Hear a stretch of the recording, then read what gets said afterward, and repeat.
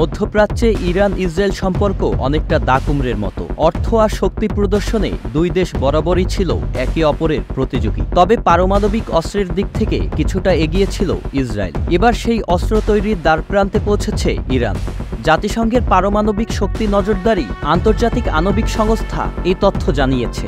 বর্তমানে বিশ্বের 9টি দেশের হাতে পারমাণবিক অস্ত্র রয়েছে। তারা হলো রাশিয়া, ব্রিটেন, মার্কিন যুক্তরাষ্ট্র, চীন, ফ্রান্স, পাকিস্তান, ভারত, ইসরায়েল এবং উত্তর কোরিয়া। সব মিলিয়ে এই 9টি দেশের হাতে রয়েছে মোট 12,700টি পারমাণবিক ওয়ারহেড। এর মধ্যে সক্রিয় অবস্থায় রয়েছে 9,400টি।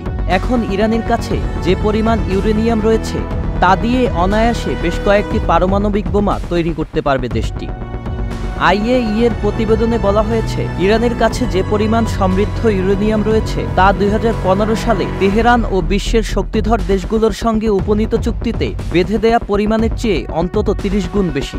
IAEA-এর বরাত দিয়ে ইরান ইন্টারন্যাশনাল জানিয়েছে, ইরানের কাছে বর্তমানে 142.1 কেজি 60% পর্যন্ত সমৃদ্ধ ইউরেনিয়াম রয়েছে, যা গত ফেব্রুয়ারিতে থাকা পরিমাণের চেয়ে 20 কেজি বেশি। এদিকে ইরান যাতে কখনো পরমাণু বোমা তৈরি করতে না পারে, সেক্ষেত্রে ইসরায়েলের মিত্রদেশ তথা পুরো পশ্চিমাদের ষড়যন্ত্রের শেষ নেই। তারা এক্ষেত্রে আন্তর্জাতিক আণবিক শক্তি সংস্থা IAEA-কে ব্যবহার করছে। সংস্থাটি অনেক বছর যাবৎ ইরানের পারমাণবিক প্রকল্পগুলো পরীক্ষা নিরীক্ষা ও নজরদারি করে আসছিল। তবে সংস্থাটির সঙ্গে সম্পর্ক উন্নয়নে আলোচনা স্থবির হওয়ার পর ইরান তাদের কার্যক্রমে গতি এনেছে। এতদিন ইসরায়েলের কাছে থাকা পারমাণবিক অস্ত্রের কাছে অনেকটাই কোণঠাসা ছিল আরবরা।